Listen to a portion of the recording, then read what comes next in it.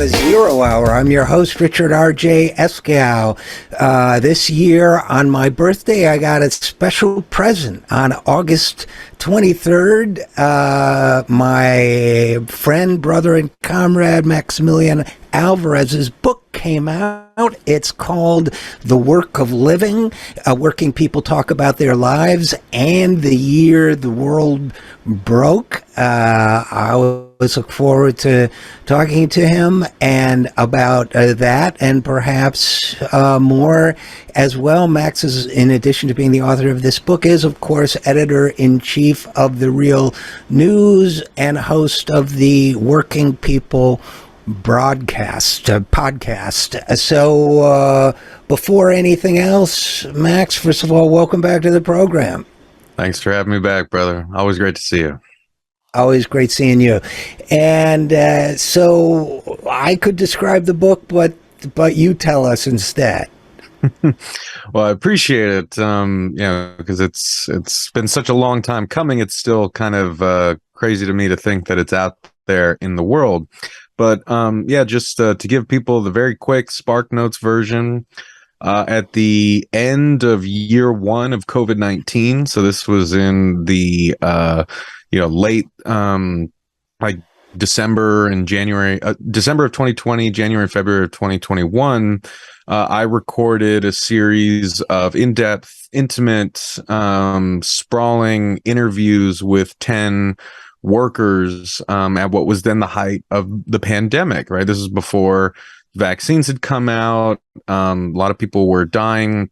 A lot of people were forced to risk, and many had to sacrifice their lives to keep the gears of commerce and society turning. And so it was very important to me to make sure that whatever happened at the end of this nightmare, that we did not forget the people who, kept us from falling completely into the abyss, that workers' voices went on the record. And so I hope that people read the book and the 10 interviews in there with 10 incredible working folks. There's Rebecca, a longtime educator and now full-time organizer in Arizona. Willie, a gig worker in Texas. Nick, a gravedigger in New Jersey. Rick, a retired silver miner in Idaho. It's just a really amazing collection of folks, all with their unique stories, their backstories about who they are, how they came to be the people they are, the kind of work they do.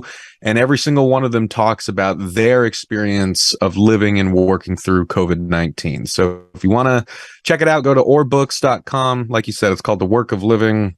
And check it out. Yeah, no, I highly recommend it for a variety of reasons, including the fact that, these workers, not just the 10, of course, you interviewed, of course, but working people in general are still on the front lines. We're still seeing disputes and about how protected our working people should be. And I feel working people are still getting short shrift on that.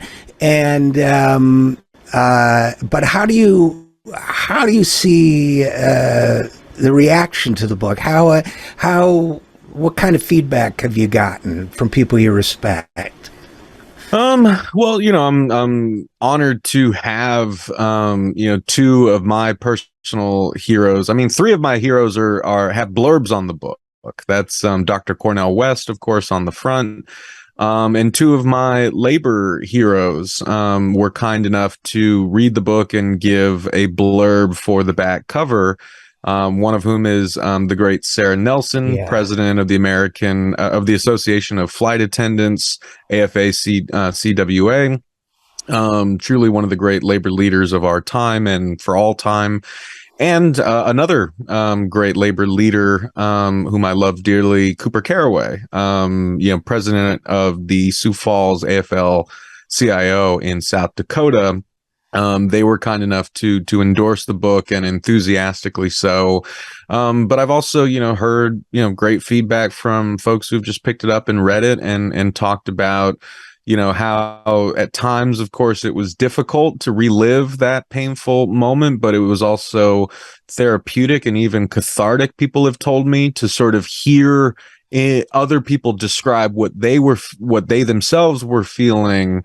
And that's kind of one of the many goals that I have for the book, right? Is I think that we've been through so much over the past 2.5 years, and we are understandably desiring of a quote unquote return to normal, right? We all want to put the nightmare of COVID-19 behind us, but I think it's really important for us to sit and think about and talk openly and vulnerably and honestly about what we went through, all the people that we have lost, all of the ways that the fabric of society has frayed even more than it had before COVID-19 hit, all the ways that our government and private industry failed us during this crucial time, but also all the ways that we and our fellow workers held each other up and held the world up, frankly, as working people always do. I think we need time to process that, and I hope that people take this book as an opportunity to do that. And I thank all of the interviewees for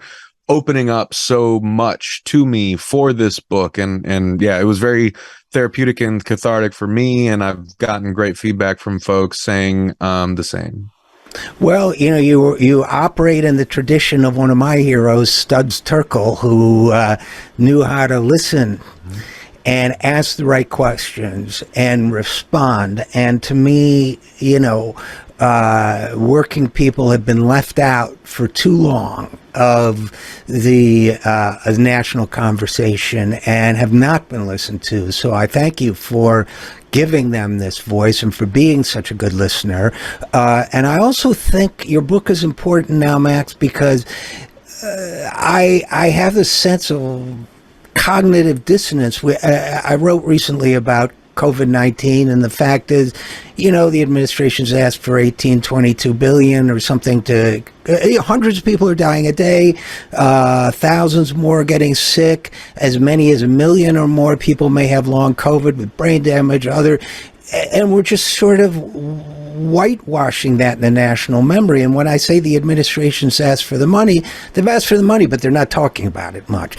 So I guess they want to go into the election accentuating the positive or whatever. But in the meantime, working people are still out there. They're still at risk. If you catch COVID today, you could still get long COVID. And so to me, it's really important. The phrase never forget gets thrown around a lot, but and it got thrown around for 9/11. And different people mean different things when they say never forget about 9/11. We lost more than 1 million people, so that's something we should really never forget. We shouldn't, right? And yet, as you mentioned, the powers that be are, willing us to forget, as quickly as we possibly can. And, of course, no one wants to continue to live in emergency conditions. Like, it's understandable that human beings don't want to keep doing that. But the objective reality is, as you rightly pointed out, is we are now, we don't have a choice. We are forced into the position of living with this, which means we are forced into a state of resignation to accept that more working people are going to be dying on a daily average than were 2.5 years ago. That's unacceptable. And yet, because of the malfeasance, because of the callousness, because of all the horrible decisions that were made or the good decisions that were not made over the past 2.5 years, working people's choice in the matter has essentially been stripped from them, even though, as you rightly mentioned, folks are still going into work. They're still getting harassed if, they themselves are wearing masks, or if they express any concern whatsoever about getting infected with COVID-19, even though all the risks that you mentioned are still very much in play. And there's also still a lot of research that needs to be done on what the long-term effects of this will be. So, yeah, the problem is here. The people who wanted this to be endemic or whatever got what they wanted. It's here, which means more people are going to die needlessly from this, and we're just like supposed to accept it as part of the new reality, which is a real shame. But I think, like, one thing I would say, because I know whenever we talk about this, people get so immediately entrenched in one position or another. I don't want to get in more back and forth debates with folks about vaccines or masks or what have you. But I think people should understand that the groundwork was laid over the past 2.5 years for much more horrific stuff, that will inevitably come in this century. The one example I would give: when the Supreme Court struck down the Biden administration's rule to enforce, I think this was vaccine mandates. People, a number of people in the country and a lot of politicians, celebrated that as a victory, right?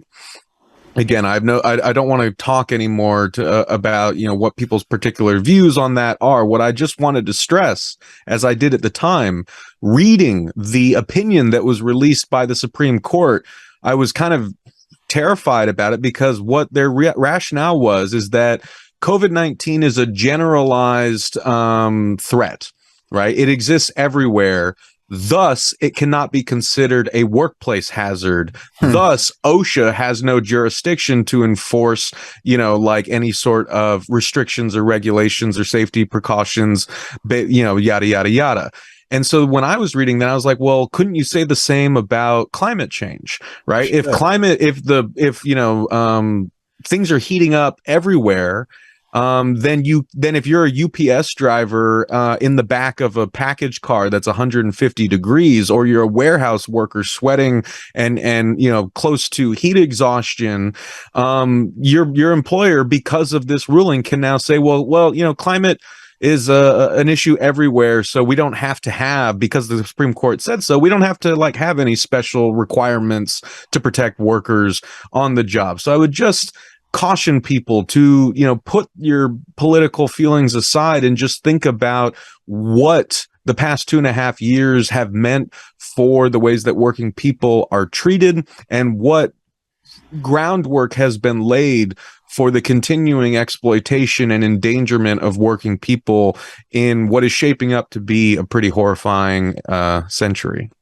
And I would encourage people to think about, along the same lines, their own workplace and their own jobs, and what their job would be like if they had no right or guarantee to safety of any kind. So I think that's a great point. And I guess one of the things I wanted to ask you, Maximillian Alvarez, about your book, The Work of Living, is how do you think the labor landscape has changed since you concluded this book? And I know it's been a while, as it always is, from finishing the book to seeing it published.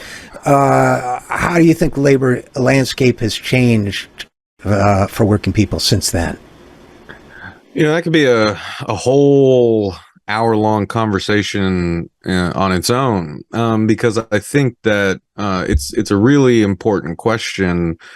And there were seismic shifts happening in the workforce before COVID, right? The fastest growing, because we already were faced with this issue, right? The boomers, the biggest generation, are hitting retirement age. We don't really have a big plan for filling those positions when people quit, age out, retire out, or, again, regrettably, a lot of people just died over the past 2.5 years, and a lot of people got sick and can't go back to work. So we are actually in a tight labor market right now, the likes of which we may never see again, because you have all these different factors playing in. You have a bunch of workers leaving the workforce for a number of different reasons. You have, smaller generations trying to kind of fill that. You have, of course, the onslaught of automation in different parts of the country. You have the continual rise of the gig economy. That was one thing I saw very early on in the pandemic, as we all did, right? Because there were serious organizing actions going on from the grassroots, led by gig workers around the country, including heroes like Vanessa Bain and Willie Solis, who I got to interview for this book, and many, many others who were leading the charge, saying that, these gig companies, they control every aspect of our lives. They these algorithms that we have no control over control our rates of pay. They control like so many factors that impact our customer ratings and the estimated delivery times and so on and so forth. So this was already a problem, and yet when COVID-19 hit within like a month, right? Because you had workers at like Instacart, for example, Right. going on a 1-day strike, if I recall correctly, in early 2020 to demand PPE for Instacart shoppers. And in response, what Instacart did, because it saw how many people were quickly losing their jobs or being furloughed, right? And because, again, it was COVID, we all were scrambling. So what Instacart and so many other gig companies did was they pushed hard to hire as many contractors as they possibly could, because they knew people were desperate. And they knew that a lot of people were going to be staying home, and thus were going to be dependent on, gig workers delivering their food for them. So you could already start to see these changes in the workforce happen in real time in the early days of COVID. But of course, there was also the work from home revolution, right? This has really changed the game for a lot of different types of workers over the past 2.5 years. I got to talk about this on PBS's NewsHour recently. If folks want to know more, they should check that out, because the other guest I was on with studies this very closely, and she spoke about that very eloquently. But yeah, I mean, like, in other ways, I think the headline is that the trends that we were already seeing accelerated under COVID-19, right? The businesses that were already growing and gobbling up more of the economy, like, got a huge gift from God or whoever. Particularly, I'm thinking of, Amazon, right? Amazon was already gobbling up more and more of the market before COVID-19. Then COVID hit, and it was like tailor-made to boost Amazon's profits and its business model, because everyone was ordering stuff from home, right? So I think we're going to be feeling the ripple effects, but in a lot of ways, the folks that I talked to, what they describe is like all the problems that they had been experiencing at work, being disrespected, being pushed to work harder and longer and do more with less, right? The chronic sort of understaffing that people are experiencing in different types of industries. A lot of this like really just kind of accelerated under COVID-19. It seems to me the other thing, I don't know if COVID affected it or didn't, but hopefully in a positive way it did. Seems to me now in particular, and this is a slight pivot if you don't mind, but we're certainly seeing a lot more strike activity than we saw for, it seems to me, for many years. I mean, to a certain extent, different people try to track it. Mike Out tracks it at Payday Report. Other people track it differently, but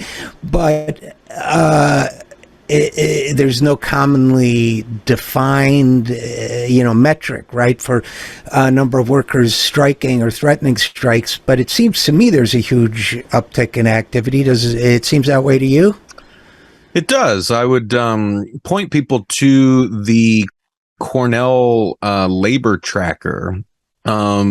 And what the work that they're doing is really invaluable, because the Bureau of Labor Statistics only tracks strikes that include 1,000 or more people, right? So there are a lot of strikes that kind of fly under the radar in their final statistics, whereas the Cornell labor tracker, they track, they tried to track every type of collective strike action that's happening around the country. And they have like great fine-grained statistics for people to pour through. There are also, folks who have been trying to track, all the different Starbucks stores that have filed for unionization or that have already successfully voted to unionize. So there are great resources out there. But we also, got a report from the National Labor Relations Board that I think it was by the first quarter of 2022, right? We had seen a massive surge in union election filings. So like we do have data to sort of back up the notion that something is happening here, right? And on top of that, we also know that people have been quitting their jobs in record numbers, over the past year, and what we've been calling either the Great Resignation, the Great Reshuffling, whatever you want to call it, right? But the point is that from unionization waves happening, including in sectors that have been traditionally very hard to unionize, like the service sector, to the strikes that you mentioned by existing unionized workforces or by workers acting as a union in concert, even if they aren't formally unionized, to the people quitting or just standing up for themselves and demanding better pay, better treatment, people just, speaking up about being mistreated at work. I think that we are seeing a collective rise in these things.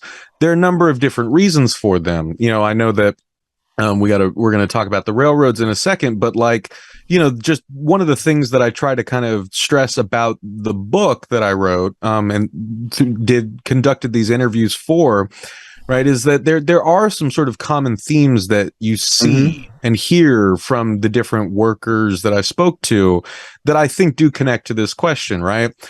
COVID-19 forced us to all confront our own mortality in ways that maybe we hadn't had to before, right? And so that naturally, we're human beings, kind of pushes people to say, am I doing what I want to be doing with my life? Like if my friend just died, right, and now I'm worried about what happens to me if I die. Like, can I look back and say that I'm proud of what I did with my life, or that, could I deal with the fact that I never spoke up about being mistreated, right, or this or that? So I think that just the existential reality of COVID-19 plays a big factor here. But again, there are many other important things that I think are contributing to this rising labor consciousness. The two that I would point out, and then I'll shut up, is one, again, this capitalist system was forced to acknowledge that it needs us, and it called us essential, right? And that sticks in your brain, especially when we have lived so much of our lives constantly being told by that same system that we're replaceable, that we're expendable, that we don't matter, that we should be lucky, we should consider ourselves lucky to have this or that job, right? So you go from that to suddenly being like, oh no, we need all of you to keep society afloat, right? That sticks in people's brains. But it also became clear by the ways that workers were treated over the course of COVID-19, right? They were celebrated as heroes at the same time that they were not given adequate PPE, or they were celebrated as frontline heroes, and then their quote unquote hero pay was ripped away from them by their employers like a month later, without any say from the workers themselves. So it became very clear over the course of the past 2.5 years that this system treats our labor as essential, but not our lives as essential. And I think people are rebelling against that. And then the last thing I would say is that COVID-19 made it very, very clear that how little input workers generally have in top-down decisions that are made that have huge consequences for everybody, right? So, if you are a boss making unilateral decisions about when people have to come back in person to work, what the masking policy is going to be inside a restaurant or something like that. If workers have no say over that, but they're the ones who are bearing the brunt of those decisions, again, that's going to rattle around in your brain. You're saying, you know what, we need more of a say in our workplaces. And I think that's what you are seeing people kind of stand together to demand that they have more of a say in how the businesses are run, and have more of a say in the decisions that impact them as workers. And Maximillian Alvarez's new book is The Work of Living. And Max, you mentioned the railroads, which I did say I was going to bring up with you as we record this on a Thursday. A tentative agreement has been reached and is supposed to go out to the for a union vote. What's your take on this whole threatened strike as well as the proposed settlement? Man, it's just like there's so much here, and it's been kind of head spinning for me, because at the Real News Network, myself and the great journalist Mel Buer, like we've been covering this story all year, right? And to be quite honest with you, like almost every time we put out a new report on it, whether that was an in-depth text report, an on-the-ground text report, or like extensive interviews with current and former railroad employees, like the ones that I had conducted and published, it was very hard to get people to listen, right? And very hard to get people to care about it. We had one great piece by Mel that did take off, and I think clued a lot of people into the crisis that has been brewing for a long time on the country's class like freight railroad systems. And that piece was called corporate billionaires are wrecking the supply chain. Just look at the railroads, right? And if folks want to read it, they should definitely go check that out, because it really lays out in stark detail how this crisis has built over the course of decades, because the cartel essentially of 7 class 1 major class 1 freight rail companies that dominate the entire freight rail system and essentially have an oligopoly on that system have been taken over by Wall Street interests and turned into a giant money-making scheme that is making huge sums of profits for corporate executives and CEOs and shareholders, even though quality of service on the railroads has been plummeting. Quality of life for railroad workers has been plummeting for decades. So like, how can you have that situation where the very thing that these freight railroads are supposed to do, move more freight, move it quickly, and like have workers to do that, and have competitive prices, like none of that is happening. And yet the carriers themselves, the major companies, are making record profits. So like that's like the kind of conundrum that people need to start with when they ask, like, well, how did we even get to this point of a potential rail shutdown? It's because of these profit maximizing, cost cutting practices by companies like Union Pacific, CSX, BNSF Railway, so on and so forth. It's because of the ways that they have turned the industry into this sort of pyramid scheme, almost as it were. I'm being facetious there, but have turned it into like a profit generating machine. The railroads did not used to ever be as profitable as they are, but they became that way because for a number of reasons, right? In 1980, there was a major, kind of change at the legislative level that opened the floodgates to deregulation, which some people will point out, was necessary to save, the rail industry itself, because a lot of companies that were operating on the railroads at that time were losing money. And given that the freight rail industry is essential to the supply chain and to even, national security, so on and so forth, right? It was a big problem at the time. But, we don't have to get into that now. The point is that since 1980, 2 major things have happened. One, corporate consolidation took over, right? In 1980, there used to be around 40 class 1 freight rail companies. Now there are 7. Right. And again, they have an oligopoly on every line, across this country. They all have their particular domains. They're not really competing with each other. They all know what each other's doing. So they can. And again, this country needs the freight rail lines. You can't offload all of that onto 18-wheeler trucks. It's just not going to happen. So you have corporate consolidation on an essential artery of the supply chain. Wall Street took notice because they know when, in fact, there is no such thing as competition in a dominated market like that, they can jack up prices as much as they want, and customers and shippers won't have anything to really say about it. And believe you me, customers and shippers have been complaining about this and the poor service on the railroads and the high costs for a long, long time. So that's one arc of how this has been going. The other arc that has been happening at the same time is that in 1980, there were over 500 employees working on the railroads. And over that same time period, it's now below 150,000, right? So that is a dramatic reduction in the workforce. And this is something that I really stress to people is, the railroads want to try to blame, COVID-19 for any supply chain issues. You cannot let them get away with that, because if you look at the numbers, you'll see very starkly that since 2015, long before COVID ever came to our shores, the Class 1 freight railroads have collectively eliminated over 30% of their workforce. So they have been slashing and burning left and right, because this is how Wall Street thinks. This is how they have been running the industry. It is what railroaders describe to me as the cult of the operating ratio. You reduce costs every year, no matter what the impact is. And the way that they do that is by cutting labor, right? Piling more work onto fewer workers. Another way that they have done that is by making the trains longer and heavier and more unwieldy. So this is a real recipe for disaster, because when the trains were half as long as they are now, or, maybe not half as long, but a significantly shorter than they are now, you used to have 4 or 5 person crews running those locomotives.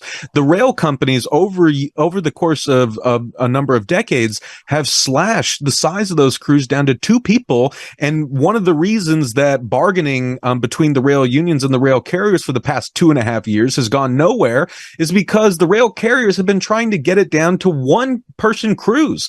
Imagine one person operating that massive vehicle that could be transporting hazardous materials. There could be derailments, yada, yada, yada. So these are the kinds of long brewing, long-standing issues that have more or less destroyed the freight rail industry, that have hurt the supply chain, that have run the workers who make the supply chain move into the ground. Workers have been reportedly quitting in record numbers. They've been run into the ground by draconian attendance policies that these companies almost have to implement, because they've eliminated so many workers that there are no backup workers. So if you are a railroad engineer or a conductor and you get sick, you do not have paid sick days, right? This is one of the most egregious parts of this. They even had to get permission, as I understand it, to go to the doctor unpaid, and that's one of the issues. So I know we only have a minute or two left, but what do you think of the proposed deal? Have you had a chance to look at it? So I haven't seen the actual text, and a lot of workers that I've talked to haven't either. What we've seen is summaries of it, right? I mean, I think it was Lauren Gurley and Jeff Stein at the Washington Post who kind of broke the story this morning. Right. So we're still kind of waiting for details, but essentially what I would say is the reason that workers were so pissed before this, even after President Biden's Presidential Emergency Board released its recommendations for settling this 2.5-year unresolved contract dispute between the major rail carriers and the 12 different unions that represent workers on the railroads, those negotiations hadn't gone anywhere for all the kind of reasons that I mentioned before. So then Biden stepped in, appointed this emergency board. That board released its recommendations in August. Those recommendations fell incredibly short of what workers were hoping for, because it addressed none of these workplace safety issues. It addressed none of the staffing and attendance policy issues. It addressed none of the destructive corporate pillage that has driven the supply chain into the ground. All it did was punt on all of that. It suggested giving workers more money, but uncapping their medical, their healthcare costs, so on and so forth. So it's okay. I got 2 more minutes. So I'm watching for you, man. Yeah. But then, workers were not happy with the PEB recommendations for all those reasons. The carriers thought it was great because they got everything that they wanted. So that's why we were getting closer to an actual strike. And in fact, maybe even though some of the union leadership in the different unions had said that they would accept the PEB's recommendations as the framework for a new contract, we started to see this past week that the membership was voting that down and saying, no, we don't want to accept a contract based on these crap recommendations. We're ready to strike. So we were really getting close to the deadline here. Then the White House announced this morning that they have struck a tentative agreement between the carriers and union leadership. Now, what the scant details that we are having is that they have reimposed a cap on healthcare costs, which is great. They up the salary increase a bit more from what the PEB recommended, which includes like, yearly bonuses. But as workers have pointed out, a lot of that's going to get eaten up by inflation. It still doesn't address like the non-taxable meal per diems that these workers need to have, especially when they're, away from home for work, like 200 days out of the year, yada, yada, yada. Again, they still don't really get paid sick days. They get like more personal days out of this deal. And supposedly, according to the White House, they will not be penalized for having to call into work sick, because that is literally what it's like now under these draconian attendance policies. If they get sick and can't go into work, that they get like points taken off of their tally, and that could lead to them getting fired for the crime of getting sick, or the crime of their kid getting sick, or their wife or spouse is in the hospital, so on and so forth. So according to Biden, that's not going to happen anymore. But again, we need to see what the actual details are, and the membership still needs to vote on it. And what I'm hearing from workers is that a lot of them are still really pissed off. They don't feel like the things they've been screaming out are fully being addressed. So we could still see a strike. We may have averted a strike happening tomorrow.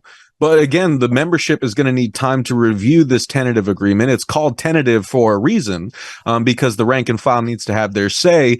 So we'll see what they have to say. They may accept it because a lot of these guys do just want to get back to work. But I mean, again, what they've been telling me is that if we don't fix the problems in this industry, people are going to keep quitting. No one's going to hire into the railroads because they know how terrible of a job it is. And so you're effectively going to have the effect of a strike when this mass exodus of workers fleeing a dying industry, or an industry that's being destroyed before our eyes, end up leaving because their wants and needs are not being addressed.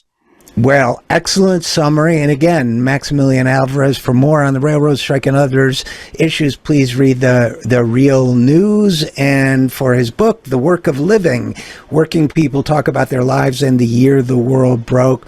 Max, great work. And thanks for coming back on the program. Thanks for having me on, brother. You bet. And we'll be right back after this. I'm Richard RJ Eskow, and this is the Zero Hour.